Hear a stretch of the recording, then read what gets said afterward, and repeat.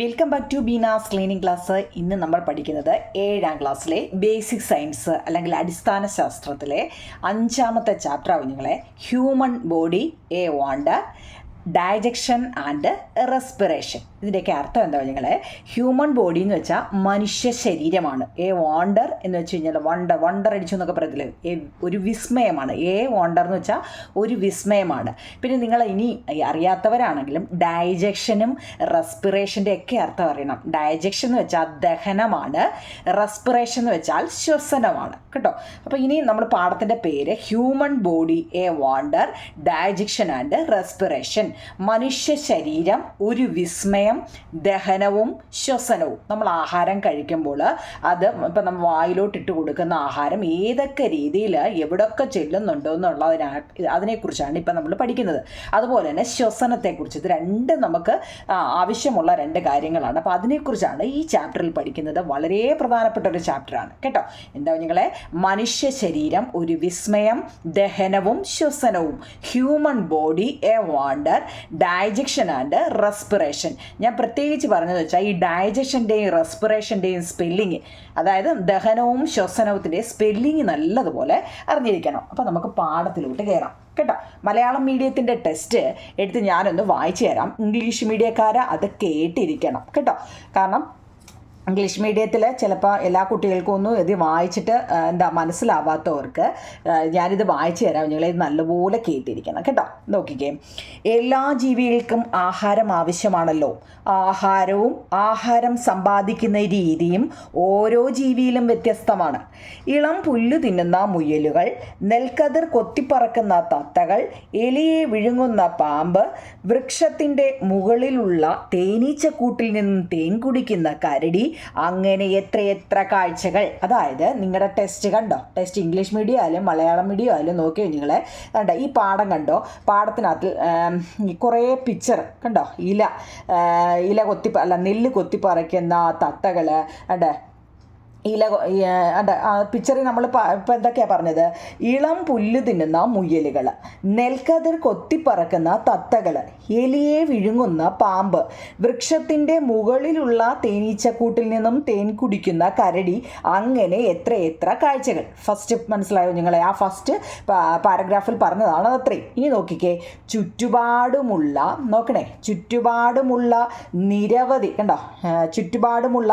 നിരവധി ജീവികളുടെ ആഹാരവും ആഹാര സമ്പാദന രീതികളും നിങ്ങൾ നിരീക്ഷിച്ചിട്ടുണ്ടല്ലോ. നിങ്ങൾ നിരീക്ഷിച്ചിട്ടുള്ള ജീവികളും അവയുടെ ആഹാരവും ഉൾപ്പെട്ട പട്ടിക പൂർത്തിയാക്കി ക്ലാസ്സിൽ അവതരിപ്പിക്കാനാണ് പറഞ്ഞിരിക്കുന്നത്. ഇത്രയേ ഉള്ളൂ നിങ്ങൾ. ഓരോ പേജിനെ കുറിച്ച് പറയാം. ഈ പേജിനകത്തിൽ പലതരം ജീവികൾ പലതരത്തിലുള്ള ആഹാരങ്ങളാണ് കഴിക്കുന്നത്. ഇപ്പം പിടിയിട്ട് അതിനെക്കുറിച്ചാണ് നമുക്ക് ഫസ്റ്റ് ഈ പേജിനകത്തിൽ. ഇപ്പോൾ ഓരോ പേജിനകത്തിലും എന്തോത്തിനെ കുറിച്ചാണെന്ന് ചോദിച്ചാൽ ഈ പേജിനകത്തിൽ അതേ പറയുന്നുള്ളൂ കണ്ടോ. ഇത്രയും എന്തൊക്കെയാണ് കഴിക്കുന്നത്? ഇതൊക്കെ നിങ്ങൾ ഇളം പുല്ല് തിന്നുന്ന മുയലുകളെ കാണാം, നെൽക്കതിർ കൊത്തിപ്പറക്കുന്ന തത്തകളെ കാണാം, എലിയെ വിഴുങ്ങുന്ന പാമ്പിനെ കാണാം, വൃക്ഷത്തിൻ്റെ മുകളിലുള്ള തേനീച്ചക്കൂട്ടിൽ നിന്ന് തേൻ കുടിക്കുന്ന കരടിയെ കാണാം എന്ന് മാത്രമാണ് ഈ പാഠത്തിനകത്ത് പറയുന്നത്. അതായത് പലതരത്തിൽ പല രീതിയിൽ ആഹാരം കഴിക്കുന്ന ജീവികൾ നമുക്ക് ചുറ്റുമുണ്ട് അല്ലോ. അപ്പോൾ അതിനെക്കുറിച്ച് നിങ്ങൾ ഒരു പട്ടിക പൂർത്തീകരിച്ച് ക്ലാസ്സിൽ അവതരിപ്പിക്കാനാണ് ഇത് പറഞ്ഞെങ്കിലും നമ്മുടെ അടുത്ത പേജിൽ അതിനെക്കുറിച്ച് പറയുന്നുണ്ടോ നിങ്ങളെ? കണ്ടോ, അടുത്ത പേജ് കണ്ടോ. അതായത് ജീവിയുടെ പേര്, നെയിം ഓഫ് ദ ഓർഗാനിസം. ഞാൻ അതിൻ്റെ കണ്ടോ ഇംഗ്ലീഷും മലയാളവും എഴുതി എടുത്തിട്ടുണ്ട്. നിങ്ങളെ ജീവിയുടെ പേര്, അതായത് നെയിം ഓഫ് ദ ഓർഗാനിസം. ഈ ഓർഗാനിസം എന്ന് വെച്ച് കഴിഞ്ഞാൽ ജീവി എന്നാണ് കേട്ടോ. ജീവി. ഞാൻ ഈ ഓരോന്ന് പറയുമ്പോഴും ഞാൻ പറഞ്ഞല്ലോ ഡൈജഷന് റെസ്പിറേഷനും ഒക്കെ അർത്ഥം കൂടി പഠിച്ചു പോകണം. മലയാളം മീഡിയക്കാരുടെ അടുത്തും ഇംഗ്ലീഷ് മീഡിയക്കാരുടെ അടുത്തോടാവും നിങ്ങളെ പറയുന്നത്. ഓരോന്നും നമ്മൾ ഓരോന്നും വാക്കുകളും ഒക്കെ പഠിച്ചു പോകുന്നത് കേട്ടോ. ഇപ്പോൾ ഓർഗാനിസം എന്ന് വെച്ചാൽ നിങ്ങളെ ജീവികളാണ് കേട്ടോ. ജീവി. നെയിം ഓഫ് ദ ഓർഗാനിസം എന്ന് വെച്ചാൽ ജീവിയുടെ പേര്. അറിയാൻ വയ്യാത്തവർക്ക് ഇപ്പോൾ അത് പിടിയിട്ട് ഓർഗാനിസം നമ്മളെപ്പോഴും പഠിക്കുന്നെങ്കിൽ അതിൻ്റെ അർത്ഥം എന്താണ്? ജീവികളാണ് കേട്ടോ. ഇനി ആഹാരം, ഫുഡ്, അത് നമുക്കറിയാം. ഇനി അവയൊക്കെ കഴിക്കുന്ന ആഹാരം നോക്കിക്കേ. ഫസ്റ്റ് നിങ്ങളുടെ ടെസ്റ്റ് ഇംഗ്ലീഷ് മീഡിയക്കാർ നോക്കണേ. കൗവ് കണ്ടോ. കാണാൻ പറ്റുന്നുണ്ടോ നിങ്ങളെ? കൗവ് എന്ന് വെച്ചാൽ ഈ മലയാളം മീഡിയക്കാർക്ക് രണ്ടും കൂടി എഴുതി വെച്ചിരിക്കുക. കൗ എന്ന് വെച്ചാൽ പശുവാണ്. പശു എന്തൊക്കെ ഫുഡാണ്? നിങ്ങളിപ്പോൾ ഞാൻ ഈ തന്നിരിക്കുന്ന തന്നെ നിങ്ങൾ എഴുതണമെന്ന് ഞാൻ പറയത്തില്ല. നിങ്ങൾക്ക് എന്താണോ അറിയാവുന്നത് അത് എഴുതിയാൽ മതി കേട്ടോ കുഞ്ഞുങ്ങളെ. നിങ്ങൾക്ക് എന്താണോ അറിയാവുന്നത് അത് എഴുതിയാൽ മതി. നോക്കിക്കേ, കൗ എന്ന് വെച്ചാൽ പശുവാണ് അല്ലേ. പശു എന്തൊക്കെയാണ്? ഗ്രാസ്, ഹേ, ലീവ്സ്. ഹേ എന്ന് വെച്ച് കഴിഞ്ഞാൽ എന്താ പറയുക, നമ്മൾ ഈ കച്ചി വൈക്കോല് കണ്ടോട്ടോ കുഞ്ഞുങ്ങളെ. നെല്ലിൻ്റെ മണ്ട കച്ചി എന്നൊക്കെയാണ് ചിലയിടത്തൊക്കെ പറയുന്നത് അല്ലേ, വൈക്കോല് അല്ലേ, അതൊക്കെ കൊടുക്കും. പിന്നെ പുല്ല്, പിന്നെ നമ്മൾ ഈ പോച്ച കുറച്ച് കൊടുക്കുക എന്നാണ് പറയുന്നത്. അതിന് നമ്മൾ ഇലകൾ, ഇതൊക്കെ നമ്മൾ പശുവിന് കൊടുക്കുന്നത് അല്ലേ. ഇനി ഗോട്ട്, അപ്പം ഇംഗ്ലീഷും ഉണ്ട്. ഹേ എന്ന് വെച്ചാൽ എന്താണ്? വൈക്കോല്, അതായത് കച്ചിക്ക് പറയുന്നതാണ്. ചില സ്ഥലങ്ങളിലാണ് ഈ കച്ചി എന്ന് പറയുന്നത് കേട്ടോ, വൈക്കോല്. ഗ്രാസ് എന്ന് വെച്ചാൽ പുല്ല്, ലീവ്സ് എന്ന് വെച്ചാൽ ഇലകൾ. ഓക്കെ, ഗോട്ടും അതുപോലെ അതൊക്കെ തന്നെയാണ് അല്ലേ. ഗോട്ട് എന്താ? ഇലകൾ, പുല്ല്, അതായത് ലീവ്സ്, ഗ്രാസ്. ഇനി ക്യാറ്റ് എന്തൊക്കെയാണെന്ന് മലയാളവും ഇംഗ്ലീഷും ഉണ്ട് കുഞ്ഞുങ്ങളെ. ക്യാറ്റ് എന്തൊക്കെയാണ് കാണാൻ പറ്റുന്നുണ്ടോ? അതെ, ഇംഗ്ലീഷുകാർക്കും മലയാളം മീഡിയക്കാർക്കും ഉണ്ട്. ക്യാറ്റ് എന്താണ്? പൂച്ച മൈസ്, എലികളെ തിന്നുന്നു. ഫിഷ് തിന്നുന്നുണ്ട്. ചിക്കൻ, ഇറച്ചി. ചിക്കൻ എന്ന് വെച്ച് കഴിഞ്ഞാൽ ഇവിടെ കോഴി എന്ന് വെച്ചാൽ ഏത് വേണമെങ്കിലും നിങ്ങൾക്ക് ഇഷ്ടമുള്ള എന്താ മീറ്റ് കൊടുത്താൽ മതി കേട്ടോ. ഇപ്പോൾ ക്യാറ്റ് കഴിക്കുന്നുണ്ട്. പിന്നെ ബിയർ, കരടി എന്തൊക്കെയാണ്? Honey, fish. ബിയർ, ഫിഷ് കഴിക്കുന്നുണ്ട് കേട്ടോ. നിങ്ങൾക്ക് ഇഷ്ടം അറിയാവുന്നതൊക്കെ എഴുതിക്കോ കേട്ടോ. ഇവിടെ ഞാൻ എല്ലാത്തിൻ്റെ ഒരു 2-3 വെച്ച് കൊടുത്തതാണ്. നിങ്ങൾക്ക് ഏതൊക്കെയാണോ അറിയാവുന്നത് അത് എഴുതിയാൽ മതി കേട്ടോ. ഇംഗ്ലീഷ് മലയാളം എഴുതിയിട്ടുണ്ടോ നിങ്ങളെ? ബിയർ എന്ന് വെച്ചാൽ കരടിയാണ്, അപ്പം നിങ്ങൾക്ക് അതും പഠിക്കാം. ഹണി, ഫിഷ്, തേനും മീനും. ഇനി റാബിറ്റ് എന്ന് വെച്ചാൽ മുയലാണ്. മുയൽ എന്തൊക്കെയാണ് കഴിക്കുന്നത്? ക്യാരറ്റും സ്മാൾ ഗ്രാസും അല്ലേ, ചെറിയ പുല്ലുകൾ കഴിക്കുന്നുണ്ട്. പിന്നെ ക്യാരറ്റ് കഴിക്കുന്നുണ്ട്. മനുഷ്യൻ എന്തെല്ലാമാണ് കഴിക്കുന്നത്? എന്തൊക്കെയാണ് നിങ്ങളെ? ചോറെന്ന് വെച്ചാൽ അതിൻ്റെ ഇംഗ്ലീഷ് എന്താ? നമ്മൾ കുക്ക്ഡ് റൈസ് അല്ലേ, കുക്ക് ചെയ്ത റൈസിനെ കുക്ക് ചെയ്തു. പിന്നെ മീറ്റ്, ഫിഷ്, എല്ലാം കഴിക്കുന്ന ഒരു ഇതിൻ്റെ പേര് വെച്ച് കഴിഞ്ഞാൽ എന്താ? നമ്മൾ മനുഷ്യരാണ് അല്ലേ. എന്ത് തന്നാലും കഴിക്കുന്നതാണ് മനുഷ്യർ. എല്ലാവരെയും അല്ല പറയുന്നത് അല്ലേ, എന്നാലും മനുഷ്യരുടെ പൊതുവേ പറയുന്നത് ഒരു എന്താ, വെജിറ്റേറിയനും നോൺ വെജിറ്റേറിയനും ആണ് അല്ലേ. ഓക്കെ ആണോ കുഞ്ഞുങ്ങളെ? അപ്പോൾ ഫസ്റ്റ് പേജിൽ നമുക്ക് അത്രയും മാത്രമേ ഉള്ളൂ. അത് ഓക്കെ ആണല്ലോ അല്ലേ. ഇത്രയും കാര്യങ്ങളെക്കുറിച്ചാണ് നമ്മൾ പഠിച്ചത്. അപ്പം നിങ്ങൾ അത് ആദ്യമേ അങ്ങ് പഠിക്കണം കേട്ടോ. ഞാനീ പറയുന്നതിനൊപ്പം തന്നെ പഠിച്ചുകൂടി അങ്ങ് പോകണം കേട്ടോ. പിന്നെ അതിന് വേണ്ടി പ്രത്യേക സമയം തയ്യാറാക്കണ്ട. നോക്കിക്കേ, കൂടുതൽ ജീവികളെ ഉൾപ്പെടുത്തി പട്ടിക വിപുലീകരിക്കൂ. ഇനി നിങ്ങൾ ഇത് ഇപ്പം 2, 4, 6 പേരാ പറഞ്ഞേ. നിങ്ങൾ കയ്യിൽ നിന്നിട്ട് നിങ്ങൾക്ക് അറിയാവുന്നതിൻ്റെ ഒക്കെ പേര് കൊടുത്തിട്ട് അവ എന്തൊക്കെയാണ് കഴിക്കുന്നതെന്ന് തയ്യാറാക്കാൻ പട്ടിക ഉപയോഗപ്പെടുത്തി സസ്യാഹാരി അതായത് ഹെർബിവോറ്, മാംസാഹാരി അതായത് കാർണിവോറ്, മിശ്രാഹാരി അതായത് ഒമിനിവോറ് എന്നിങ്ങനെ ജീവികളെ തരംതിരിച്ച് ശാസ്ത്ര പുസ്തകത്തിൽ എഴുതൂ. ഇംഗ്ലീഷ് മീഡിയക്കാരായാലും മലയാളം മീഡിയക്കാരായാലും ഞാൻ ഈ വായിക്കുമ്പോൾ അതിൻ്റെ അർത്ഥം മനസ്സിലാക്കി പോണേ കുഞ്ഞുങ്ങളെ. എന്താ ഞാനിപ്പോൾ പറഞ്ഞത്? ഇപ്പോൾ കുറേ കാര്യം പറഞ്ഞല്ലോ. എന്തൊക്കെയാണ് കുഞ്ഞുങ്ങളെ? സസ്യാഹാരി എന്താ അല്ലെ, മാംസാഹാരി എന്താന്നൊക്കെയല്ലേ ഞാനിപ്പോൾ പറഞ്ഞത്. എന്താ അതൊക്കെ അറിയാമോ? അതായത് ഞാൻ അത് എഴുതി വെച്ചിട്ടുണ്ട്. നമ്മളിപ്പോൾ ഫസ്റ്റ് പേജിൽ പറഞ്ഞത് പുല്ലുകൾ തിന്നുന്ന മുയലുകൾ അല്ലേ. പിന്നെ എന്തൊക്കെയാണ്? നെൽക്കതിർ കൊത്തിപ്പറക്കുന്ന തത്തകൾ, എലിയെ വിഴുങ്ങുന്ന പാമ്പ്, തേനീച്ചക്കൂട്ടിൽ തേൻ കുടിക്കുന്ന കരടി എന്നൊക്കെ കുറേ പറഞ്ഞു അല്ലേ. ഇനി പിന്നെ നമ്മൾ പഠിക്കുന്നത് എന്താണ് ഹെർബിവോർസ്, അതായത് സസ്യാഹാരി. ഇതിൻ്റെ മലയാളം അറിയണേ. സസ്യാഹാരി അല്ലെങ്കിൽ സസ്യഫുക്ക് എന്ന് പറഞ്ഞാലും മതി. സസ്യാഹാരി അല്ലെ സസ്യഫുക്ക്, herbivores. Animals which eat only plants are known as herbivores കേട്ടോ. നിങ്ങൾ എന്താ? Animals which eat only plants are known as herbivores എന്ന് വെച്ചാൽ സസ്യങ്ങളെ മാത്രം ഭക്ഷിക്കുന്ന മൃഗങ്ങളെയാണ് സസ്യപുക്കുകൾ എന്ന് പറയുന്നത്. മലയാളവും ഇംഗ്ലീഷും ഉണ്ട്. നിങ്ങൾ ഞാൻ ഈ പറയുമ്പോൾ പഠിച്ചു തന്നെ അങ്ങ് പോകും. പിന്നീട് ഇനി അതിന് വേണ്ടി സമയം കളയണ്ടാവും. നിങ്ങളെ എന്താണ് ആ പ്ലാന്റ്സ് മാത്രം കഴിക്കുന്നതിനെയാണ്, അതായത് സസ്യങ്ങളെ മാത്രം കഴിക്കുന്നതിനെയാണ് എന്ത് പറയുന്നത്? സസ്യപുക്ക് അല്ലെങ്കിൽ ഹെർബിവോർസ്. സ്പെല്ലിംഗ് അറിയണേ. ഹെർബിവോർസ്. ഇത് എന്തൊക്കെയാ നമുക്കറിയാവുന്നത്? ഇപ്പോൾ എലിഫന്റ്, ആനയെന്ന് വെച്ചാൽ ഒരു സസ്യഭുക്കാണ്. ആട്, കൗവ്, സീബ്ര, ഷീപ്പ്, ഡിയർ ഇതെല്ലാം എന്താവും നിങ്ങളെ? ഇതെല്ലാം ഒരു സസ്യാഹാരിയാണെന്നാണ് പറയുന്നത്. ഓക്കെ ആണല്ലോ, ആണ് അല്ലേ. ഇനി അങ്ങനെയാണെങ്കിൽ സസ്യാഹാരിയാണെങ്കിൽ ഇനി അടുത്ത മാംസാഹാരി. ഇത് സസ്യം മാത്രം തിരിഞ്ഞു പോലെ ഇത് സസ്യം മാത്രം കഴിക്കുന്നതാണ്. അങ്ങനെയാണെങ്കിൽ മാംസം മാത്രം കഴിക്കുന്നത് animals that eat other animals എന്ന് വെച്ചാൽ മറ്റ് ജീവികളെ തിന്നുന്നത് അല്ലെ. അതർ ആനിമൽസ് അതിന് മീറ്റ് അല്ലെ, ഇറച്ചി കഴിക്കുന്നത്. എന്താ പറയുന്നത്? കാർണിവോർസ്. മറ്റേത് ഹെർബി, ഇത് കാർണി. സ്പെല്ലിങ് തെറ്റാണല്ലേ കുഞ്ഞുങ്ങളെ, അതിനെ എടുത്ത് പറയുന്നത് ഹെർബിവോർസ് എന്ന് വെച്ചാൽ സസ്യങ്ങളെ മാത്രം കഴിക്കുന്നത്. പിന്നെ മൃഗങ്ങളെ മാത്രമല്ല മറ്റൊരു ജീവികളെ കൊന്നു തിന്നുന്നതാണ് ആരാണ്? കാർണിവോർസ്, മാംസാഹാരി. മറ്റു മൃഗങ്ങളെ എന്ത് ചെയ്യുക? ഭക്ഷിക്കുന്ന മൃഗങ്ങളെയാണ് മാംസഭുക്കുകൾ അല്ലെങ്കിൽ മാംസാഹാരി എന്ന് പറയുന്നത്. അതായത് സിംഹം, അല്ലേ, സിംഹം, കടുവ, മുതല ഇവയൊക്കെ എന്താണ്?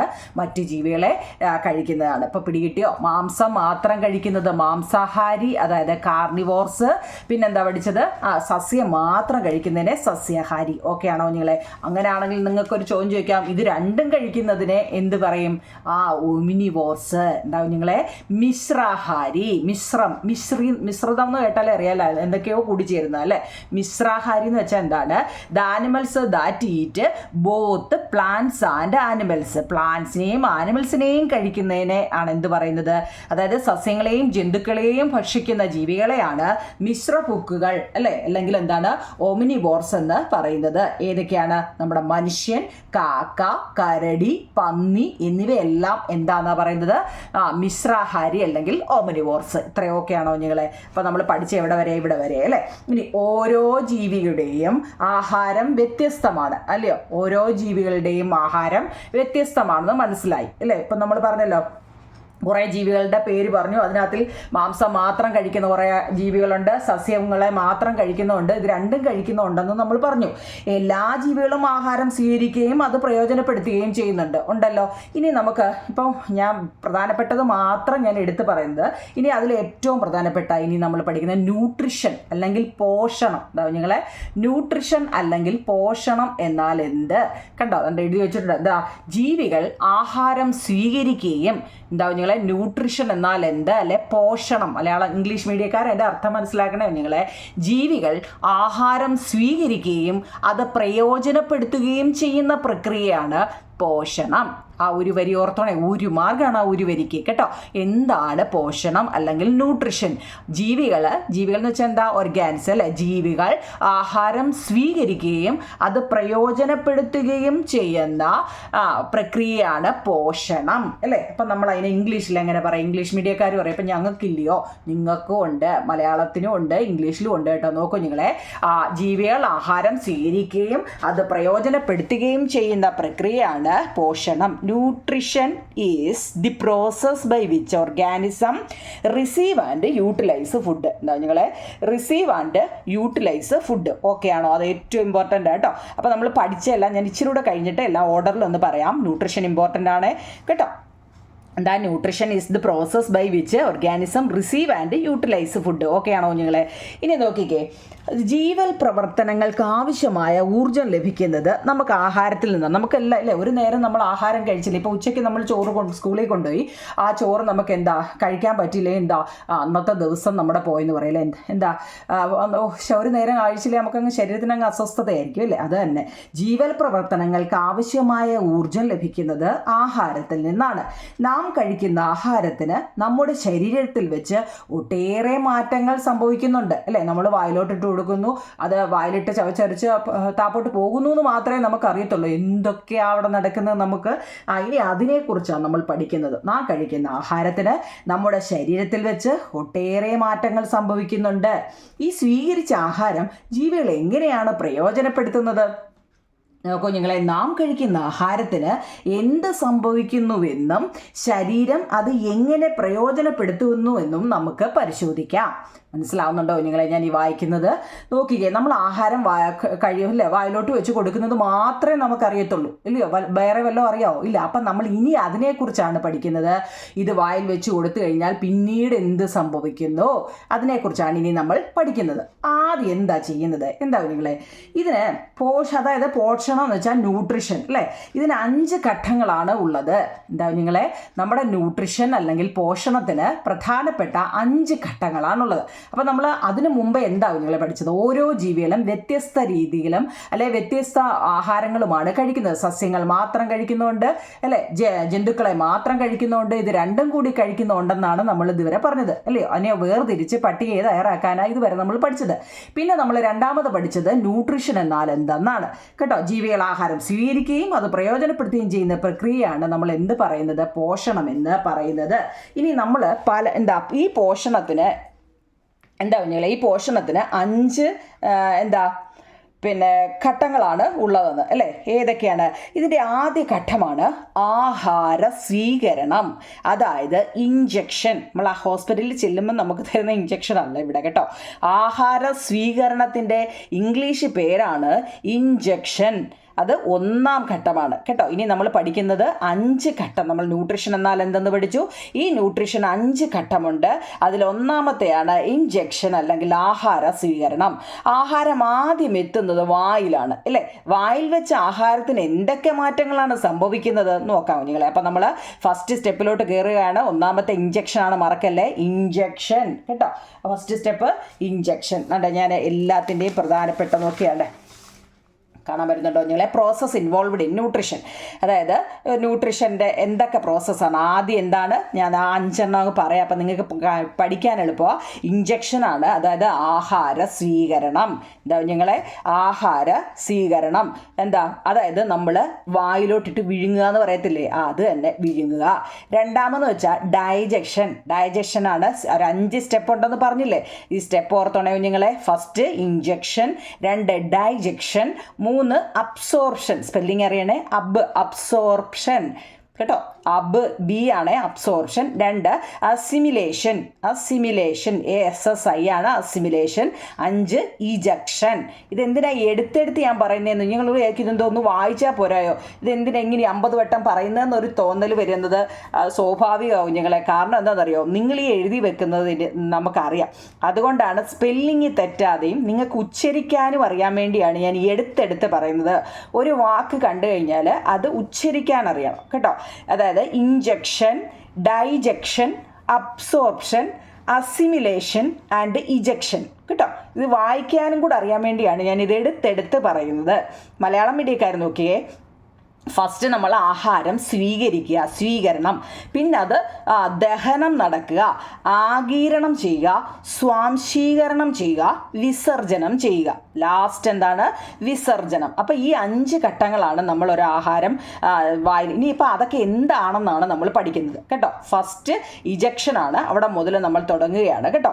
സംഭവം പിടികിട്ടിയോ കുഞ്ഞുങ്ങളെ. നമ്മളിപ്പോൾ ഇതുവരെ പഠിച്ചത് പല രീതിയിലുള്ള ജീവികളുണ്ട്, അത് പലതരം ആഹാരങ്ങളാണ് കഴിക്കുന്നതിനെക്കുറിച്ച് അല്ലേ. അതിനെക്കുറിച്ചാണ് ആദ്യം പഠിച്ചത്. പിന്നെ നമ്മൾ എന്താണ് ന്യൂട്രീഷൻ. ഈ ന്യൂട്രീഷന് 5 തരത്തിലുള്ള പ്രോസസ്സ് ഉണ്ട്.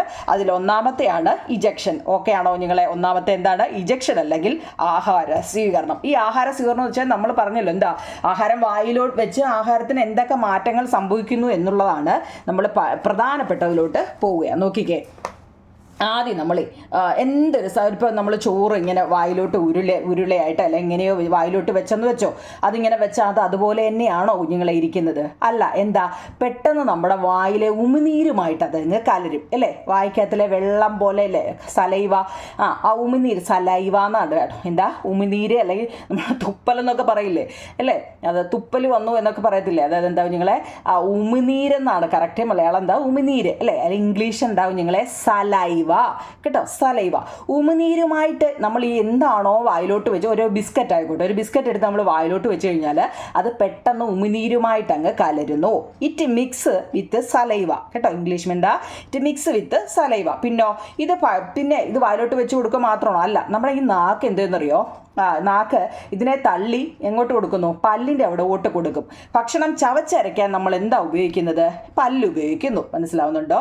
നമ്മുടെ വായിലെ സലൈവ, അതായത് ഉമിനീരുമായിട്ട് ഇത് എന്ത് സാധനം ഇട്ട് കൊടുക്കുന്നോ അത് ആദ്യമേ ഇതൊക്കെ റഫായിട്ടൊന്ന് അറിഞ്ഞിരുന്നാൽ മതി കേട്ടോ. എന്താ ഉമിനീരുമായിട്ട് ചേർന്നതിന് ശേഷം എന്താ കുഞ്ഞുങ്ങളെ, ഇത് നമ്മുടെ നാക്കിൻ്റെ ജോലി എന്താ, നാക്കിന് ഒരുപാട് പ്രവർത്തനങ്ങളുണ്ട്. എന്നാലും ഫസ്റ്റ് അതിനെ നാക്കൊന്ന് അനങ്ങുമ്പോഴത്തേക്ക് എന്താ വായിലോട്ട് ഇട്ട് കൊടുക്കുന്നത്, നമ്മുടെ ഈ പല്ലിൻ്റെ അടുത്തോട്ട് അല്ലേ. പല്ല് 2 സൈഡിലോട്ടുമായിട്ട് അങ്ങ് നീങ്ങിയിട്ട് ഭക്ഷണം ചവച്ചരയ്ക്കാൻ നമ്മൾ പല്ല് ഉപയോഗിക്കുന്നു. ടു ഗെറ്റ് ചൂയിഡ് എന്നല്ലേ, ചൂയിഡ് എന്ന് വെച്ചാൽ എന്താ, ചവയ്ക്കുക ബൈ ടീത്ത്. ഓക്കെ ആണോ. ഇനി ചുണ്ട്, നാക്ക്, പല്ല് എന്നിവ ആഹാര സ്വീകരണത്തിൽ എന്ത് പങ്കാണ് നിർവഹിക്കുന്നത്? ഇപ്പം ഞാൻ പറഞ്ഞത് അങ്ങ് എഴുതിയാൽ മതി അല്ലേ. ചുണ്ട് എന്താണ്, നാക്ക്, പല്ല് എന്നിവ എന്താണ് സ്വീകരിക്കുന്നത്? നിങ്ങൾ ഭക്ഷണം കഴിക്കുമ്പോൾ ഉണ്ടാകുന്ന അനുഭവങ്ങൾ സ്വയമേ എഴുതി വെക്കാനാണ് പറഞ്ഞത്. നിങ്ങൾ വായിലോട്ട് എന്തെങ്കിലും വെച്ച് നിങ്ങൾ എന്തൊക്കെയാണോ ചെയ്യുന്നത് അതൊന്ന് എഴുതി വെക്കാനും പറയുന്നുണ്ട് കേട്ടോ. മനസ്സിലാവുന്നുണ്ടോ കുഞ്ഞുങ്ങളെ? അപ്പോൾ വായിലോട്ട് ഞാനിത് ഒരുപാട് ലെങ്തായി പോകുന്ന ഇത് കാര്യത്തെ അതിൻ്റേതായ രീതി പറയുന്നത് കൊണ്ട് കേട്ടോ. നമ്മളൊരു സാധനം നമ്മൾ കൂടുതൽ ഞാനിത് വായിച്ച് പഠിപ്പിച്ചു എന്ന് പറഞ്ഞുകൊണ്ടായില്ല, നിങ്ങളെ ഒന്ന് മനസ്സിലാക്കാൻ വേണ്ടിയാണ് കുഞ്ഞുങ്ങളെ. അത് വായിലോട്ട് നമ്മളൊരു സാധനം വെച്ച് കഴിഞ്ഞാൽ പെട്ടെന്ന് അത് ഉമിനീരുമായിട്ട് കലരുന്നു. നാക്ക് എന്ത് ചെയ്യുന്നു? നാക്ക് അതിനെ നമ്മുടെ പല്ലിൻ്റെ പല്ലിലോടിൻ്റെ അവിടോട്ട് ഇട്ട് കൊടുക്കുമ്പോൾ ആ പല്ല് അതിനെ ചവച്ചരച്ച് കൊടുക്കുന്നു ഇല്ലേ? അപ്പോൾ ഓരോ വായിൽ ഓരോന്നിനും ഓരോ ജോലിയുണ്ട്. അപ്പോൾ നമുക്ക് ഈ പല്ലിനെ തന്നെ എടുക്കാം. നോക്കൂ കുഞ്ഞുങ്ങളെ, പല്ല് അല്ലേ, ടീത്തിനെ കുറിച്ച് എടുക്കാം. ആഹാര പദാർത്ഥങ്ങൾ ചവച്ചരയ്ക്കുന്നത് പല്ലുകൾ ഉപയോഗിച്ചാണ് അല്ലേ?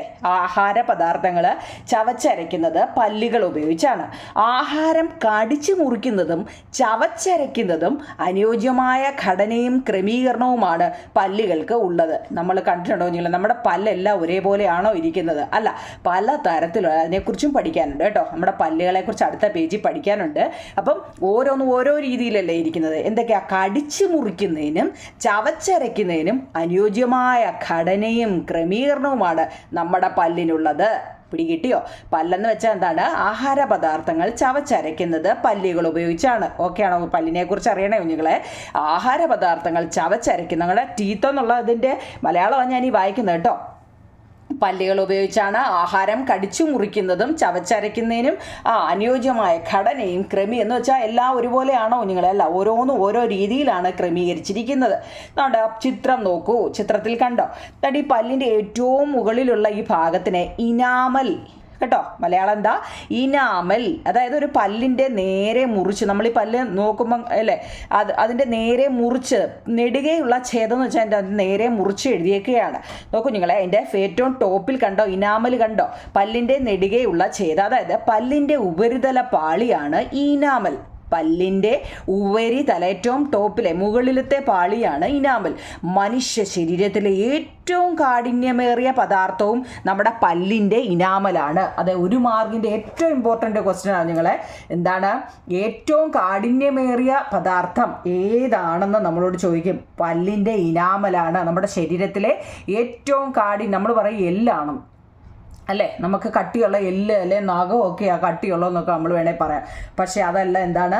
പല്ലിൻ്റെ ഇനാമലാണ്. ഒരു മാർക്കിന് ചോദിക്കും കേട്ടോ. ഇനി പാൽപ്പല്ല്. ഇനി പല്ലിനെ കുറിച്ച് നമ്മൾ ഇത്രയും പഠിച്ചല്ലോ. ഇനി പാൽപ്പല്ലുകളും സ്ഥിരദന്തങ്ങളും, അതായത് മിൽക്ക് ടീത്തും പെർമനൻ്റ് ടീത്തും ഒക്കെ ആണോ കുഞ്ഞുങ്ങളെ? എന്താണ്? കാണാൻ പറ്റുന്നുണ്ടോ? പാൽപ്പല്ലുകളും അതുപോലെ തന്നെ എന്താണ്? പെർമനൻ്റ് ടീത്തും. എന്താണ് ഈ പാൽപ്പല്ല്? നിങ്ങൾക്ക് ആദ്യമുണ്ടായ പല്ലുകൾ തന്നെയാണോ ഇപ്പോഴും ഉള്ളത്? ആണോ? പഴയ പല്ലുകളിനെയാണോ ഇപ്പോൾ ഉള്ളത്? ഒരു കുഞ്ഞിന് ആദ്യം മുളയ്ക്കുന്ന പല്ലുകൾ തന്നെയാണോ ജീവിതത്തിൻ്റെ അന്ത്യം വരെ നിലനിൽക്കുന്നത്? അവർ ചോദിക്കുന്ന ചോദ്യമാണ് നമ്മളോട്.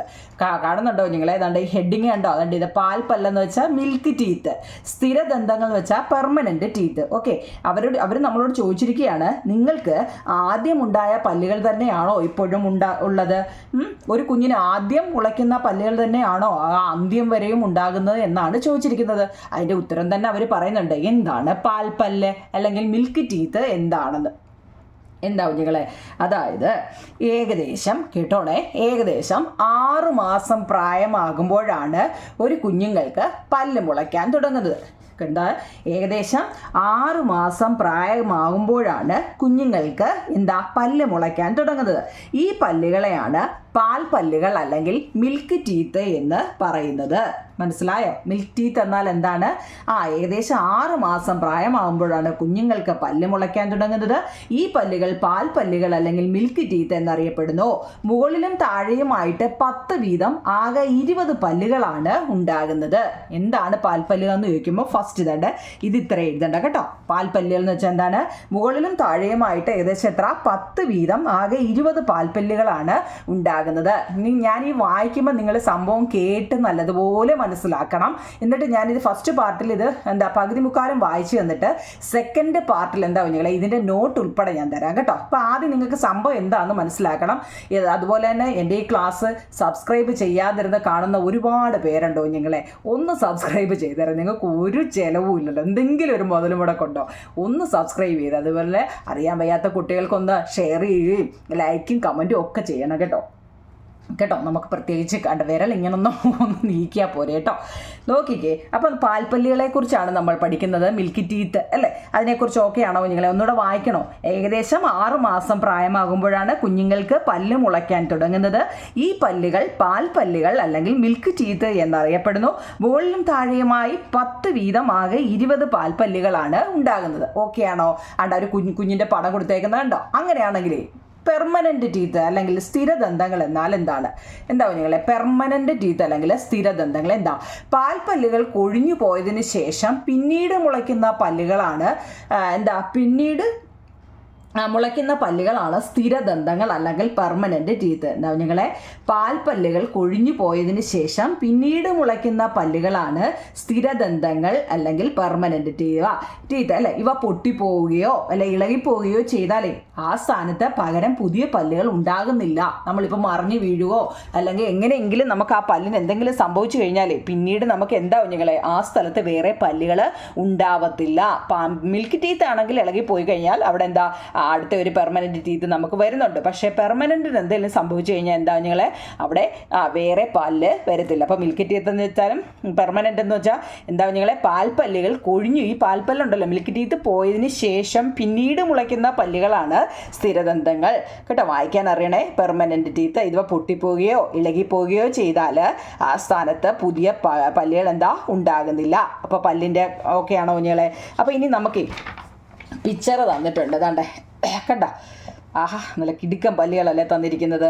നോക്കിക്കേ, നാം കഴിക്കുന്ന എല്ലാ ആഹാരവും ഒരുപോലെയാണോ? ചിലത് കാഠിന്യം കൂടിയതും മറ്റു ചിലത് മൃദുവായതുമായിരിക്കും. ഇങ്ങനെ വ്യത്യസ്ത തരത്തിലുള്ള ആഹാര പദാർത്ഥങ്ങൾ കടിച്ച് മുറിക്കാനും ചവച്ചരയ്ക്കാനും ഒക്കെ നമ്മെ സഹായിക്കുന്നത് വിവിധ തരം പല്ലുകളാണ്. മുകളിൽ നൽകിയിരിക്കുന്ന ചിത്രം നിരീക്ഷിച്ചിട്ട് വിവിധ തരം പല്ലുകളും അവയുടെ സ്ഥാനവും മനസ്സിലാക്കുക. പ്രായപൂർത്തിയായ ഒരാളുടെ വ്യത്യസ്ത തരം പല്ലുകളും അവയുടെ സ്ഥാനവും എണ്ണവും ഉപയോഗവും പട്ടികയിൽ നൽകിയിരിക്കുന്നത് നിങ്ങൾ ശ്രദ്ധിക്കുക. പട്ടിക വിശകലനം ചെയ്ത് വിവിധതരം പല്ലുകളുടെ സ്ഥാനവും ഉപയോഗവും ശാസ്ത്ര പുസ്തകത്തിൽ രേഖപ്പെടുത്തുക എന്നാണ് പറയുന്നത്. നിങ്ങളെ ഇത് കണ്ടിട്ട് വല്ലതും മനസ്സിലാവുന്നുണ്ടോ? ഇംഗ്ലീഷ് മീഡിയക്കാർ ഇതിൻ്റെയൊക്കെ പേര് മലയാളം അറിയണം കേട്ടോ. നോക്കൂ നിങ്ങളെ, പടം ഉൾപ്പെടെ ഞാൻ പറയാം.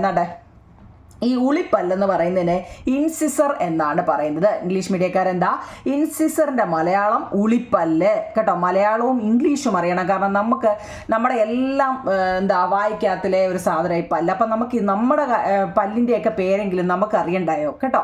അതുകൊണ്ട് ഇത് അറിഞ്ഞിരിക്കണം. പരീക്ഷയ്ക്ക് ചോദിക്കോ ഇല്ലയോ എന്നുള്ളതല്ല, ഇത് നമ്മൾ അറിഞ്ഞിരിക്കേണ്ടതാണ്. ഉളിപ്പല്ല് അല്ലെങ്കിൽ ഇൻസിസർ എന്ന് വെച്ചാൽ ഏതാണെന്ന് നോക്കിയേ കണ്ടോ.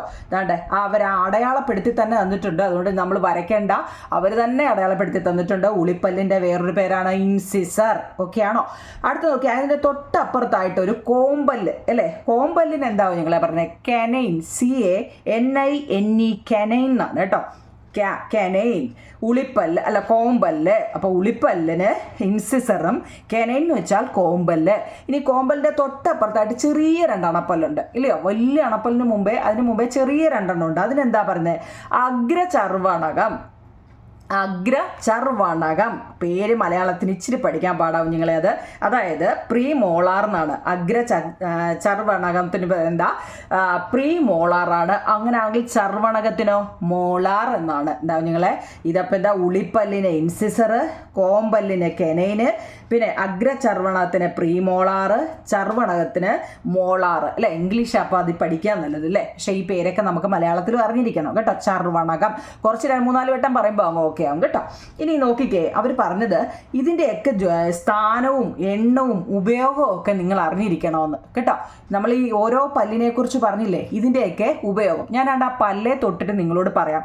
ഫസ്റ്റ് നോക്കിക്കേ, ഈ ഇൻസിസർ എന്ന് വെച്ചാൽ ഇവിടെ കാണുന്നത് അതൊക്കെ നിങ്ങൾ ആ ബോക്സ് എടുത്തിട്ട് കണ്ടോ, ഈ ബോക്സിൽ കിടപ്പുണ്ട്.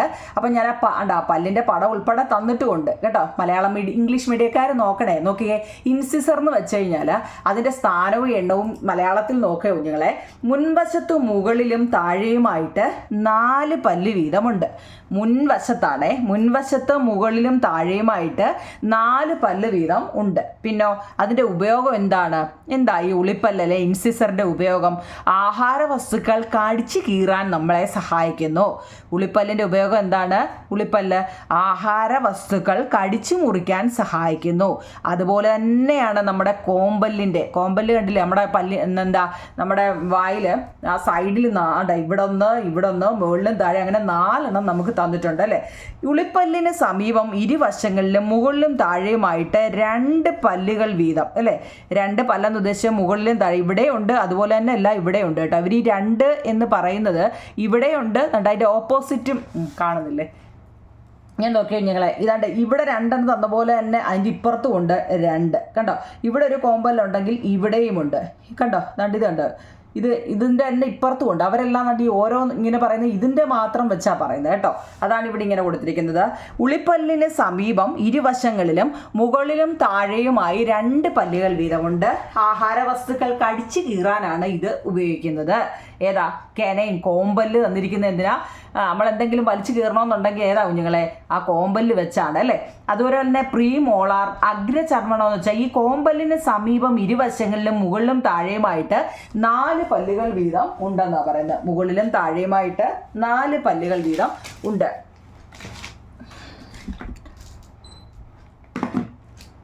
പിന്നെ ആഹാര വസ്തുക്കൾ ചവച്ചരയ്ക്കാൻ ഇത് സഹായിക്കുന്നു. ഏതാണ്? അണപ്പല്ലെന്ന് നമ്മൾ പറയത്തില്ലേ കുഞ്ഞുങ്ങളെ? അതാണ് ഈ ചർവണകം എന്ന് പറയുക. ചാണകം എന്നൊന്നും പറയില്ലേ, ചർവണകമാണ് കേട്ടോ. ചർവണകം നമ്മൾ സ്പീഡിൽ പറയുമ്പോഴേ തെറ്റിപ്പോലെ കുഞ്ഞുങ്ങളെ. അതായത് ഈ കോമ്പല്ലിൻ്റെയും ഉളിപ്പല്ലിൻ്റെയും ഉപയോഗം എന്ന് വെച്ച് കഴിഞ്ഞാൽ ആ 2 ഒന്ന് തന്നെ കുഞ്ഞുങ്ങളെ. ആഹാര വസ്തുക്കൾ കടിച്ചു മുറിക്കാൻ സഹായിക്കുന്നതാണ് ഉളിപ്പല്ലും കോമ്പല്ലും. പക്ഷേ മോളാറും പ്രീമോളാറിൻ്റെ ഉപയോഗം എന്ന് വെച്ചാൽ ആഹാര വസ്തുക്കൾ ചവച്ചരയ്ക്കാൻ സഹായിക്കുന്നു എന്നുള്ളതാണ്. ആ 2 ഓർത്താൽ മതി അല്ലേ. എന്താ? ആഹാര വസ്തുക്കൾ കടിച്ചു മുറിക്കാൻ ഉപയോഗിക്കുന്നതാണ് ഉളിപ്പല്ലും കോമ്പല്ലും. ഓക്കെ ആണോ നിങ്ങൾ? അതിൻ്റെ ഉപയോഗം എന്താണെന്ന് ചോദിച്ചാൽ, എന്നാൽ മോളാറും പ്രീമോളാറും വെച്ചാൽ എന്താ? ആഹാര വസ്തുക്കൾ ചവച്ചരയ്ക്കാൻ നമ്മളെ സഹായിക്കുന്നു. അത്ര അറിഞ്ഞിരുന്നാൽ മതി കേട്ടോ. പിന്നെ എന്താ, ഇത് എത്ര ഉണ്ടെന്നൊക്കെ നമുക്ക് ആ പടത്തിൽ കാണുമ്പോൾ തന്നെ മനസ്സിലാവും. അടുത്ത് നോക്കിയേ, ഇതാണ്ട് ഇവിടെ തന്നെ കൊടുത്തിട്ടുണ്ട്. അഗ്രചർവണകം അല്ലെങ്കിൽ ചർവണകം എന്നീ വിഭാഗത്തിലുള്ള പല്ലുകളെ പൊതുവായിട്ട് നമ്മൾ അണപ്പല്ലുകൾ എന്നാണ് വിളിക്കുന്നത്. പ്രായപൂർത്തിയായ ഒരാൾക്ക് എത്ര പല്ലുകൾ ഉണ്ടാവും? എത്ര ആണ് കുഞ്ഞുങ്ങളെ? പ്രായപൂർത്തിയായ ഒരാൾക്ക് 32 പല്ലുണ്ടാവും കേട്ടോ. പിന്നെ അവരുടെ കയ്യിരിപ്പ് പോലിരിക്കും ആ പല്ല് നിലനിൽക്കണോ വേണ്ടായതുകൊണ്ട് അല്ലേ. പ്രായപൂർത്തിയായ ഒരാൾക്ക് എത്ര പല്ലുകൾ ഉണ്ടാവും? 32. ഓരോ തരം പല്ലിൻ്റെയും ഉപയോഗം, എണ്ണം എന്നിവ പട്ടിക പരിശോധിച്ച് ശാസ്ത്ര പുസ്തകത്തിൽ കുറിക്കുക. അതിനെക്കുറിച്ച് നമ്മളിപ്പോൾ പറഞ്ഞു, ഓരോ പല്ലിൻ്റെ ഉപയോഗം എന്തൊക്കെയാണല്ലേ. മാംസാഹാരി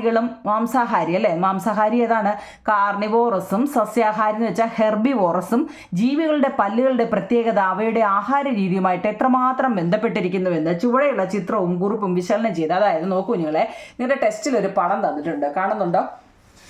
അതിൻ്റെയൊക്കെ പല്ലിൻ്റെ പ്രത്യേകത നിങ്ങൾ ശ്രദ്ധിച്ചിട്ടുണ്ടോ? മാംസാഹാരികളുടെ കോമ്പല്ലുകൾ വളരെയേറെ വികാസം പ്രാപിച്ചിരിക്കുന്നു. മാംസം, അതായത് കാർണിവോറസ് അല്ലേ. കാർണിവോറസിൻ്റെ എന്താണ് അതിൻ്റെ പല്ലിൻ്റെ പ്രത്യേകത കണ്ടോ നിങ്ങൾ? കണ്ടോ ഈ 4 പല്ലിൻ്റെ പ്രത്യേകത കണ്ടോ? അതെന്താ? എന്തെങ്കിലും ഒരു ജീവിയെ കണ്ടാൽ കടിച്ച് കീറി അപ്പോഴേ തിന്നും, അതാ അതിൻ്റെ ജോലി അല്ലേ. മാംസാഹാരികളുടെ കോമ്പല്ലുകൾ വളരെയേറെ വികാസം പ്രാപിച്ചിരിക്കുന്നു. ഇവ മാംസം കടിച്ച് കീറാൻ സഹായിക്കുന്നു. കണ്ടോ, നമ്മൾ മുമ്പ് പറഞ്ഞില്ലേ കാർണിവോറസിനെ കുറിച്ച്. ഓക്കെ, അങ്ങനെയാണെങ്കിൽ ഹെർബിവോറസ് നോക്കിക്കേ. പശുവോ കാളയോ എരുമയോ അങ്ങനെയുള്ളതിൻ്റെ എല്ലാം നോക്കിക്കേ, നമ്മുടെ കൂട്ടത്തെ പല്ല. ഇത് കണ്ടോ, അതിൻ്റെ നാക്കാണ് ഈ വെളിയിലോട്ട് ഇട്ടിരിക്കുന്നത് കേട്ടോ. സസ്യാഹാരികളിൽ ഉളിപ്പല്ലുകൾ ഉളിപ്പല്ലുണ്ടല്ലേ, അതെന്താ? കടിച്ചു മുറിക്കാനും അണപ്പല്ലുകൾ ആഹാരം ചവച്ചരയ്ക്കാനും സഹായിക്കുന്നു. നമ്മുടെ കൂട്ടത്തെ പല്ലുകളായിരിക്കും കേട്ടോ. സസ്യാഹാരികൾ എന്താണ്? ഉളിപ്പല്ലുകൾ ആഹാരം കടിച്ചു മുറിക്കാനും അണപ്പല്ലുകൾ ആഹാരം ചവച്ചരയ്ക്കാനും സഹായിക്കുന്നു. ഓക്കെ ആണോ കുഞ്ഞുങ്ങളെ? ഇനി നമ്മുടെ പല്ലിനൊക്കെ എന്തെങ്കിലും കേട് വന്നാൽ എന്ത് ചെയ്യുക എന്നുള്ളതാണ് അടുത്ത നമ്മളിപ്പോൾ എന്താണ് പോഷണം അല്ലെങ്കിൽ ന്യൂട്രീഷനെ കുറിച്ചാണ് പഠിക്കുന്നത്. അതിനകത്തിൽ ഒന്നാമത്തെ ഇഞ്ചക്ഷനാണ്. ഇഞ്ചക്ഷൻ എന്ന് വെച്ചാൽ എന്താ? ആഹാരം സ്വീകരിക്കുന്നതാണ്. ഒരാഹാരം നമ്മൾ സ്വീകരിക്കണമെന്നുണ്ടെങ്കിൽ ആദ്യമേ നമ്മൾ അതിനെ വായിലിട്ട് കൊടുത്തെങ്കിലേ ഒക്കത്തുള്ളൂ. വായിലിട്ട് കൊടുക്കുക എന്ന് വെച്ച് കഴിഞ്ഞാൽ അങ്ങോട്ട് വെച്ച് കൊടുത്താൽ അവിടെ എന്തൊക്കെയാണ് നടക്കുന്നതെന്നാണ് നമ്മൾ ആദ്യമേ പഠിക്കുന്നത് കേട്ടോ. കഴിഞ്ഞ കാര്യങ്ങളെക്കുറിച്ച് ഞാൻ ഒന്നുകൂടെ പറഞ്ഞതാണ്. വായിലിട്ട് കൊടുക്കുകയാണ്. ഇട്ട് കൊടുക്കുമ്പോൾ എന്താണ്? ഉമിനീരുമായിട്ടും പല്ലും നാക്കും ഒക്കെ ചേരുന്നത്. അപ്പോൾ അതിനകത്ത് ആദ്യത്തെ പല്ലിനെ കുറിച്ചാണ് നമ്മൾ ഈ പറയുന്നത് മൊത്തം. പല്ല് മിൽക്ക് ടീത്ത്, പെർമനൻറ്റ് ടീത്ത് എന്തൊക്കെയായിരുന്നു എന്നൊക്കെയാണ്. ഓരോ പല്ലിൻ്റെയും ഉപയോഗം എന്തൊക്കെയാണെന്നും പഠിച്ചു. ഇനി പല്ലിന് കേട് വന്നാൽ നമ്മൾ കേടായ പല്ലിൻ്റെ പിക്ചർ കണ്ടോ നിങ്ങളെ? അപ്പോൾ ആ പല്ലിന് കേട് വരുന്നതിനെക്കുറിച്ചാണ്. ഭക്ഷണം ചവച്ചരയ്ക്കുന്നതിന് മുഖ്യ പങ്ക് വഹിക്കുന്ന പല്ലുകൾ ശ്രദ്ധയോടെ സംരക്ഷിക്കേണ്ടതാണ്. എന്നാൽ മിക്ക ആളുകളിലും പല്ലുകൾ കേട് വരാറുണ്ട് അല്ലേ? മിക്കവാറും ഉള്ളവരെല്ലാം പല്ല് നോക്കിയാൽ കേടായിരിക്കും. എന്തുകൊണ്ടാണ്? നമ്മൾ രാവിലെയും രാത്രിയിലും ഒക്കെ പല്ല് തേച്ചാലും എന്തുകൊണ്ടാണ് ഈ പല്ല് കേട് വരുന്നത്? പല്ലുകൾ കേട് വരുന്നത് എങ്ങനെയെന്ന് കണ്ടെത്താനായി നമുക്കൊരു പരീക്ഷണം ചെയ്തു നോക്കാമെന്നാണ് അവർ പറയുന്നത്. എന്താ പറയുക? അതായത് കാൽസ്യം സംയുക്തം കൊണ്ട് നിർമ്മിതമായ കാഠിന്യമേറിയ പദാർത്ഥമാണ് നമ്മുടെ മാർബിള് കേട്ടോ. മാർബിൾ എന്താ നിങ്ങളെ? കാൽസ്യത്തിൻ്റെ സംയുക്തം കൊണ്ട് നിർമ്മിതമായ നല്ല കാഠിന്യമേറിയ പദാർത്ഥമാണ് ഈ മാർബിള്. ഇതിനെ ഒരു ചെറിയ പീസ് എടുത്ത് അല്ലെങ്കിൽ ഒരു ചെറിയ കഷ്ണം എടുത്തിട്ടേ ഹാൻഡ് ലെൻസ് ഉപയോഗിച്ച് നിരീക്ഷിക്കുക.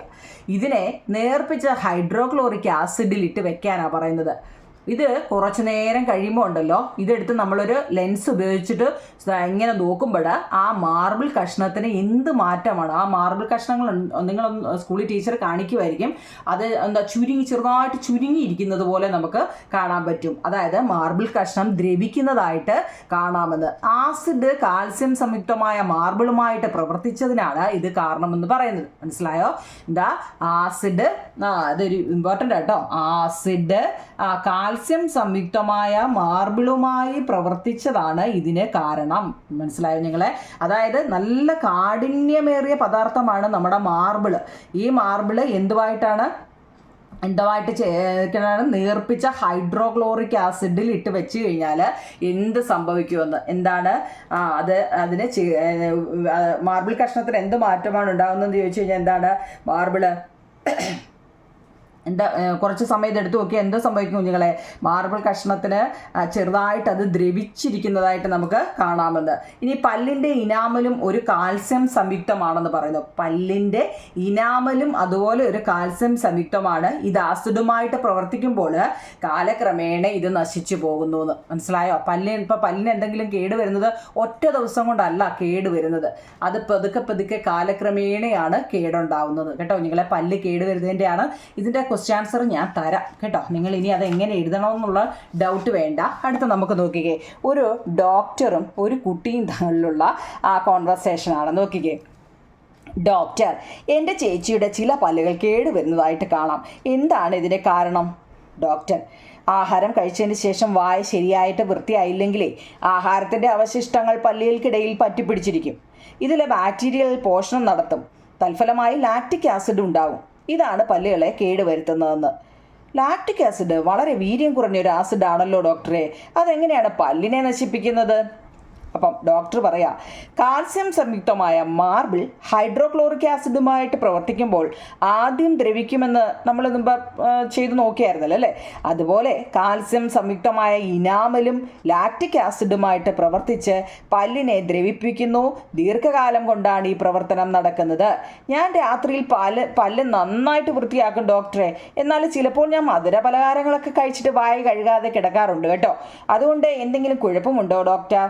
അപ്പോൾ ഡോക്ടർ, ഏതാഹാരം കഴിച്ചാലും വായ നന്നായിട്ട് വൃത്തിയാക്കണം. പ്രത്യേകിച്ച് മധുരമുള്ള ആഹാര വസ്തുക്കൾ.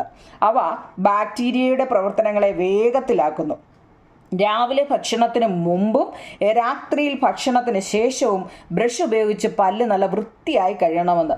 കൂടാതെ ഓരോ തവണയും ഭക്ഷണശേഷം വായ നല്ലതുപോലെ വൃത്തിയാക്കണമെന്നും ഡോക്ടർ പറയുന്നുണ്ട് കേട്ടോ. ഇത് ഡോക്ടറും ആ കുട്ടിയും തമ്മിലുള്ളൊരു സംഭാഷണമാണ്. അപ്പോൾ ആ കുട്ടി ഓർക്കുന്ന കുറേ കാര്യങ്ങൾ ഇപ്പോഴാണ് എനിക്ക് മനസ്സിലായത്. ഈ കാര്യങ്ങൾ ഞാൻ പാലിക്കും. എന്നിട്ട് കൂട്ടുകാരോടൊക്കെ വീട്ടിലുള്ളവരോടും ഒക്കെ ഇത് ഞാൻ തീർച്ചയായിട്ടും പറയുമെന്നും ആ കുട്ടി പറയുന്നുണ്ട്. ദന്ത സംരക്ഷണം സംബന്ധിച്ച് കൂടുതൽ കാര്യങ്ങൾ അറിയാൻ നിങ്ങളൊരു ഡോക്ടറെ നിങ്ങൾ ആഗ്രഹിക്കുന്നില്ലേ? എന്താ നിങ്ങളെ ദന്ത സംരക്ഷണം സംബന്ധിച്ച് കൂടുതൽ കാര്യങ്ങൾ അറിയാൻ നിങ്ങൾ ആഗ്രഹിക്കുന്നില്ലേ? അതിനായിട്ട് ഗ്രൂപ്പിൽ ചർച്ച ചെയ്ത് ചോദ്യങ്ങൾ തയ്യാറാക്കൂ. ദന്ത ഡോക്ടറുമായിട്ടൊരു അഭിമുഖം തയ്യാറാക്കൂ എന്നൊക്കെ പറയുന്നുണ്ട്. അഭിമുഖത്തിൽ നിന്നും ലഭിച്ച വിവരങ്ങൾ ചേർത്തൊരു കുറിപ്പ് തയ്യാറാക്കി ശാസ്ത്ര പുസ്തകത്തിൽ രേഖപ്പെടുത്തുക. ദഹന പ്രക്രിയയിൽ പല്ലിൻ്റെ പ്രാധാന്യം നാം ഇതുവരെ ചർച്ച ചെയ്തത്. ഇനി നമുക്ക് നാക്കിൻ്റെ പങ്ക് എന്താണെന്ന് നോക്കാം. നമ്മളപ്പോൾ ഇതുവരെ എന്തോത്തിനെ കുറിച്ചാണ് നിങ്ങൾ പഠിച്ചത്? പല്ലിനെ കുറിച്ചാണ്. അപ്പം നമ്മൾ ന്യൂട്രീഷനാണ്. ന്യൂട്രീഷൻ 5 ഘട്ടങ്ങൾ ഘട്ടങ്ങളാണ്. ഒന്നാമത്തെ ഇഞ്ചക്ഷനാണ്. ഇഞ്ചക്ഷൻ എന്ന് വെച്ച് കഴിഞ്ഞാൽ അതിനകത്തിൽ ഒന്നാമത്തെ എന്താ ഇഞ്ചക്ഷൻ എന്ന് വെച്ചാൽ ആഹാര സ്വീകരണം. ആഹാരം സ്വീകരിക്കണമെന്നുണ്ടെങ്കിൽ എല്ലാം നമ്മൾ വായ്ക്കകത്തിൽ വെച്ചാണെന്നാണ് പറയുന്നത്. ആ വായ്ക്കകത്തിലെ ഒന്നാമത്തെ ആളാണ് പല്ല്. പല്ലിനെ കുറിച്ചാണ് നമ്മൾ പറഞ്ഞത്. അതിനകത്തിൽ പെർമനന്റ് ടീത്തും മിൽക്കി ടീത്തും ഉണ്ട്. മിൽക്കി ടീത്ത് പൊഴിഞ്ഞതിന് ശേഷമാണ് പെർമനന്റ് ടീത്ത് ഉണ്ടാവുന്നത് അല്ലേ. പെർമനന്റ് ടീത്ത് എന്താ പൊഴിഞ്ഞു കഴിഞ്ഞാൽ പിന്നീട് അവിടെ കിളിക്കത്തില്ലെന്നും ഒക്കെ പറഞ്ഞു. പിന്നെ പല്ല് കേടാവുന്നതിനെ കുറിച്ച് പഠിച്ചു അല്ലേ. പിന്നെ ഡോക്ടറും കുട്ടിയും തങ്ങളുടെ കോൺവെർസേഷൻ കഴിഞ്ഞു അല്ലേ. അവർ തങ്ങളൊരു സംഭാഷണം. ഇനി നമ്മുടെ വായിലെ ഏറ്റവും പ്രധാനപ്പെട്ട ആളാണ് നാക്ക് അല്ലേ. രുചി അറിയാൻ നാക്കിലെ സ്വാദ് മുകുളങ്ങൾ നമ്മെ സഹായിക്കുന്നു എന്ന് നിങ്ങൾ മുൻ ക്ലാസ്സിൽ പഠിച്ചിട്ടുണ്ടല്ലോ. നാക്കിൻ്റെ ധർമ്മങ്ങൾ എന്തൊക്കെയാണ്? നാക്ക് എന്തൊക്കെയാണ് നിങ്ങളെ ചെയ്യുന്നത്? വിഴുങ്ങാൻ സഹായിക്കുന്നു, പല്ലുകൾക്ക് ചവച്ചരയ്ക്കാൻ പാകത്തിന് ആഹാരത്തെ വായ്ക്കുള്ളിൽ ചലിപ്പിക്കുന്നു. പിന്നെ ഈ നാക്കിനകത്ത് തന്നെയാണ് എന്താണ് നമുക്ക് രുചി അറിയാനുള്ള എല്ലാ കാര്യങ്ങളും ഈ നാക്കിലാണുള്ളത് കേട്ടോ. അതിനെക്കുറിച്ച് ഞാൻ ക്വസ്റ്റ്യൻ ആൻസറിൽ തരാം. വായിൽ ഉമിനീരുണ്ടല്ലോ. ദഹന പ്രക്രിയയിൽ ഉമിനീരും പ്രധാന പങ്ക് വഹിക്കുന്നുണ്ട്. എവിടെയാണ് ഈ ഉമിനീരിൻ്റെ ഉൽപ്പാദനം നടക്കുന്നത് ചിത്രത്തിൽ നിരീക്ഷിക്കുക. ചിത്രം കണ്ടോ നിങ്ങളെ? ഉമിനീർ ഗ്രന്ഥി എന്ന് പറയുന്നത് കണ്ടോ? ഇവിടെ കാണാൻ പറ്റുന്നുണ്ടോ? ഇവിടെ കേട്ടോ, പടം നോക്കണേ. നമ്മൾ ലാസ്റ്റിൽ ഇതുപോലൊരു പിക്ചർ തന്നിട്ട് ഫുള്ള് അടയാളപ്പെടുത്താൻ ചോദിക്കുമ്പോൾ ഇതുപോലെ ഉണ്ടോ ഒരു കപ്പലണ്ടി, വലിയൊരു കപ്പലണ്ടി എന്തോത്തിരിയോ കൂട്ടൊരു ഷേപ്പുള്ള അല്ലേ. ഇഞ്ചിയോ അല്ലേ, എന്തോ പോലെയുള്ള അല്ലേ. അതാണ് എന്താ ഉമിനീർ ഗ്രന്ഥി. മറക്കല്ലേ കുഞ്ഞുങ്ങളെ, ഉമിനീർ ഗ്രന്ഥി. അപ്പം നമ്മൾ വായിക്കാത്ത കാര്യങ്ങൾ നാക്കിനെ കുറിച്ചാണ്. നാക്കിൻ്റെ വായിക്കാത്തിൽ എങ്ങനെയാണ് ഈ ഉമിനീർ വരുന്നത് വെച്ചാൽ ഉമിനീർ ഗ്രന്ഥിയിൽ നിന്നുമാണ്. ആ പിക്ചർ നോക്കണേ. ഇനി എന്താണ് ആഹാരം അന്നപദത്തിലൂടെ വായിൽ വെച്ച് ചവച്ചരയ്ക്കപ്പെടുന്ന ആഹാരം പിന്നീട് ദഹന വ്യവസ്ഥയിലൂടെ ഏത് ഭാഗത്താണ് എത്തിച്ചേരുന്നതെന്നും ചിത്രം നിരീക്ഷിച്ച് മനസ്സിലാക്കുക. നമുക്ക് ആഹാരത്തോടൊപ്പം ഒരു യാത്ര പോയാലോ? വായിൽ നിന്നും ആഹാരം ആദ്യം എത്തുന്നത് എവിടെയാണ്? നമുക്ക് ആ ക്വസ്റ്റ്യൻ ചോദിക്കുന്നതിനോട് തന്നെ ഉത്തരം കൊടുത്തിട്ടുണ്ട്. വായ്ക്കുള്ളിൽ വെച്ച് ചവച്ചരയ്ക്കപ്പെട്ട ആഹാരം അന്നനാളത്തിലൂടെ ആമാശയത്തിൽ എത്തുന്നു. നമ്മൾ പറഞ്ഞു ഇതാണ് നമ്മുടെ വായ് അല്ലേ. ഈ വായ്ക്കകത്തെ പല്ലും നാക്കിനെ കുറിച്ചൊക്കെ കഴിഞ്ഞതിന് ശേഷം ഇത് ഇവിടെ ഒരു കണ്ടോ പൈപ്പ് പോലെ കൊടുത്തിട്ടുണ്ട്. ഇതിനെന്താ പറയുന്നത്? അന്നനാളം. അറിയണോ നിങ്ങളെ? ഫസ്റ്റ് നമ്മൾ ഉമിനീർ ഗ്രന്ഥി. കാരണം ഈ പറയുന്നത് വെച്ച് കഴിഞ്ഞാൽ ഇച്ചിരി കഴിയുമ്പോൾ ഇതിൻ്റെ ഫുൾ പടം തന്നിട്ട് അപ്പോൾ ഇവിടെ ഇങ്ങനെ ഒരു ഉമിനീർ ഗ്രന്ഥി ഉണ്ട്. അത് കഴിഞ്ഞിട്ട് താപ്പോട്ട് വരുന്ന ഇതിനെ അന്നനാളം. അതായത് വായ്ക്കുള്ളിൽ വെച്ച് ചവച്ചരയ്ക്കപ്പെട്ട ആഹാരം അന്നനാളത്തിലൂടെ ആമാശയത്തിലെത്തുന്നു. ചിത്രം നിരീക്ഷിച്ച് അന്നനാളത്തിൻ്റെ സ്ഥാനം മനസ്സിലാക്കുക. എന്താണ് ഈ അന്നനാളം? എന്താണ് കുഞ്ഞുങ്ങളെ അന്നനാളം എന്ന് വെച്ചാൽ? എന്താണ്? വായെ ആമാശയവുമായിട്ട് ബന്ധിപ്പിക്കുന്ന ഒരു കുഴലാണ്. വായെ ആമാശയവുമായിട്ട് ബന്ധിപ്പിക്കുന്ന ഒരു കുഴലാണ് അന്നനാളം. ഇത് പേശികളാൽ നിർമ്മിക്കപ്പെട്ടിരിക്കുന്നു അല്ലേ. അന്നനാള ഭിത്തിയുടെ തരംഗരൂപത്തിലുള്ള ചലനം കൊണ്ടാണ് ആഹാരം ആമാശയത്തിലെത്തുന്നത്. ഈ ചലനമാണ് പെരിസ്റ്റാൾസിസ്. ഇംഗ്ലീഷും മലയാളവും അതിൻ്റെ ഒന്ന് തന്നെയാണ്. എന്താണ് പെരിസ്റ്റാൾസിസ്? നമ്മൾ വായിലോട്ടിട്ട് കൊടുക്കുന്ന ആഹാരം അതെങ്ങനെ ഈ താപ്പോട്ട് പോകുന്നത്? ചെറിയൊരു ചലനമുണ്ട് കേട്ടോ. ഇങ്ങനെ ഒരു ചെറിയൊരു അനക്കമുണ്ട്. ആ ചലനത്തിലൂടെയാണ് ഈ ഫുഡ് പൈപ്പ് വഴി താപ്പോട്ട് വരുന്നത്. അങ്ങനെ അത് എവിടെ എത്തുന്നു? ആമാശയത്തിൽ. അതായത് നമ്മൾ വയറ്റിൽ ചെന്നു, വയറ്റിനകത്തിൽ ചെന്നു എന്നൊക്കെ പറയത്തില്ല. എന്ത് ഈ വയറ്റിനകത്തിൽ? അതായത് ആമാശയത്തിൻ്റെ പിക്ചർ കൊടുത്തേക്കുന്നുണ്ടോ? അപ്പോൾ നമ്മൾ 3 എണ്ണത്തിൻ്റെ പടം ഇപ്പം പഠിച്ചു. ഓരോന്ന് പറയുമ്പോഴും ഉമിനീർ ഗ്രന്ഥി എന്താണെന്ന് പഠിച്ചു. അന്നനാളം കണ്ടോ? അന്നനാളം കണ്ടോ? ഫുഡ് പൈപ്പ് കണ്ടോ? അന്നനാളം. അത് കഴിഞ്ഞിട്ട് ആമാശയത്തിലെത്തി അല്ലേ. ഇതിനെന്താ? അന്നനാള ഭിത്തിയിലൂടെ തരംഗരൂപത്തിലെ ചലനം കൊണ്ട് ആഹാരം ആമാശയത്തിലെത്തുന്നു. ഇങ്ങനെയുള്ള ചലനം എങ്ങനെയാണ് ഈ താഴെ എത്തുന്നു എന്ന് പറഞ്ഞ ഒരു ഈ ചലനത്തിന് പറയുന്ന പേരെന്താ നിങ്ങളെ? പെരിസ്റ്റാൾസിസ് എന്നാണ്. എന്താണ്? പെരിസ്റ്റാൾസിസ്. അപ്പം വായ്ക്കുള്ളിൽ വെച്ച് ഈ ദഹനം ആരംഭിച്ച ആഹാര പദാർത്ഥങ്ങൾ അന്നനാളം വഴി ആമാശയത്തിൽ എത്തിച്ചേരുമെന്ന് നമുക്ക് മനസ്സിലായി അല്ലേ. ഇങ്ങനെ ആമാശയത്തിൽ വെച്ച് പോഷണത്തിൻ്റെ 2ാം ഘട്ടമായ ദഹനം അല്ലെങ്കിൽ ഡൈജഷൻ. നമ്മൾ ഇഞ്ചക്ഷൻ ആയിരുന്നു ആദ്യം പഠിച്ചല്ലേ. ഓർത്തോണേ കുഞ്ഞുങ്ങളെ. ആഹാര സ്വീകരണം അല്ലെങ്കിൽ ഇഞ്ചക്ഷനെ കുറിച്ചാണ് ഇഞ്ചക്ഷനെ കുറിച്ചാണ് ആദ്യം നമ്മൾ പഠിച്ചത്. അങ്ങനെ അത് വായിലിട്ട് കൊടുത്തു. അത് അന്നനാളം വഴി എവിടെ എത്തുന്നു? ആമാശയത്തിലെത്തുന്നു. ഈ ആമാശയത്തിൽ വെച്ച് പോഷണത്തിൻ്റെ 2ാം ഘട്ടമായ ദഹനം അല്ലെങ്കിൽ 2ാമത്തെ ആളാരാണ്? ഡൈജക്ഷൻ അല്ലെങ്കിൽ ദഹനം. ഏകദേശം ഒരു പകുതി വരെയോളം അവിടെ വരുമ്പോഴത്തേക്കും നമ്മുടെ ഇട്ട് കൊടുത്ത ആഹാരം ദഹിച്ചു കഴിഞ്ഞു. ആഹാര പദാർത്ഥങ്ങൾ 4 മുതൽ 5 മണിക്കൂർ വരെ അവിടെ നിലനിൽക്കുന്നു. എന്നിട്ടിത് ആമാശയ ഭിത്തിയുടെ തരംഗരൂപം, മുമ്പ് നമ്മൾ പറഞ്ഞല്ലോ എന്താ പെരിസ്റ്റാൾസിസ് എന്ന് വെച്ചാൽ ഒരു ചലനം ഉണ്ടാകുന്നു. ഇങ്ങനെ തരംഗരൂപത്തിലുള്ള ചലനം മൂലം ആഹാരം കുഴമ്പ് രൂപത്തിൽ ഇങ്ങനെ ചലിക്കുന്നത് കൊണ്ട് അതങ്ങ് ഡൈജഷൻ നടക്കുന്നുണ്ട്, കുഴമ്പ് രൂപത്തിലാകുന്നു. ഇങ്ങനെ ആമാശയ ഭിത്തിയിലെ കാണുന്ന ഗ്രന്ഥികൾ ഉൽപ്പാദിപ്പിക്കുന്ന ആമാശയ രസം ദഹനത്തെ സുഗമമാക്കുന്നു. ചെറിയ അളവിൽ ഹൈഡ്രോക്ലോറിക് ആസിഡും ആമാശയ ഭിത്തി ഉൽപ്പാദിപ്പിക്കുന്നു. അണ്ട് അവിടെ വയറ്റിലുള്ള ഒരു ആസിഡിന്റെ പേരാണ് ഇത് ഹൈഡ്രോക്ലോറിക് ആസിഡ്. ഇത് ആമാശയ ഭിത്തി ഉൽപ്പാദിപ്പിക്കുന്നു. ഇത് മാംസ്യത്തിൻ്റെ ദഹനത്തെ സഹായിക്കുകയും രോഗാണുക്കളെ നശിപ്പിക്കുകയും ചെയ്യുന്നു. ആമാശയത്തിൽ വെച്ച് ഭാഗികമായിട്ട് ദഹിച്ച ആഹാരത്തിൻ്റെ തുടർന്നുള്ള യാത്ര ചെറുകുടലിലോട്ടാണ്. അടുത്ത എങ്ങോട്ടാണ്? ഇത് ആമാശയത്തിൽ നിന്നും ചെറുകുടലിലോട്ടാണ് കുഞ്ഞുങ്ങളെ. അപ്പം നമുക്ക് ചെറുകുടലിലോട്ട് പോയിക്കൊണ്ടിരിക്കട്ടെ. നമുക്ക് ഇന്നത്തെ ക്ലാസ് ഇവിടെ അവതരിപ്പിക്കാം. നമ്മൾ പാർട്ട് 2 ഇതിൻ്റെ ബാക്കി ഇടാം കേട്ടോ. അപ്പോൾ കാര്യങ്ങൾ ഒരുവിധം മനസ്സിലായോ കുഞ്ഞുങ്ങളെ? കേട്ടോ, മനസ്സിലായി കാണുമെന്ന് വിചാരിക്കുന്നു. ബാക്കി ഞാൻ നാളെ ഇടാം. ഇന്ന് നമുക്ക് ഇത്രയും മതി. നിങ്ങൾ കാണാത്തവർ അല്ല സബ്സ്ക്രൈബ് ചെയ്യാത്തവരൊന്ന് ചെയ്യണേ കുഞ്ഞുങ്ങളെ കേട്ടോ. ഓക്കെ, ഓണമൊക്കെ ഇങ്ങനെ ഉണ്ടല്ലോ, അടിച്ചു പൊളിച്ചോ? ആരും ഒന്നും വിഷ് ചെയ്തില്ലായിരുന്നു കേട്ടോ. ഇപ്പം ഞാനത് അങ്ങോട്ട് ചോദിക്കുന്നത് വെച്ചാൽ ഈ മൊത്തം വീഡിയോ കണ്ടവർ മാത്രമേ ഇതിനത് വിഷ് ചെയ്യാൻ പറ്റത്തുള്ളൂ. ഈ കാണുന്ന ആൾക്കാരെ ഓണം ഒന്ന് വിഷ് ചെയ്തേക്കണേ കുഞ്ഞുങ്ങളെ കേട്ടോ. ആരും എന്നെ ഒന്നും വിഷ് ചെയ്തില്ല കേട്ടോ. ഓക്കെ, താങ്ക് യു മക്കളെ, താങ്ക് യു.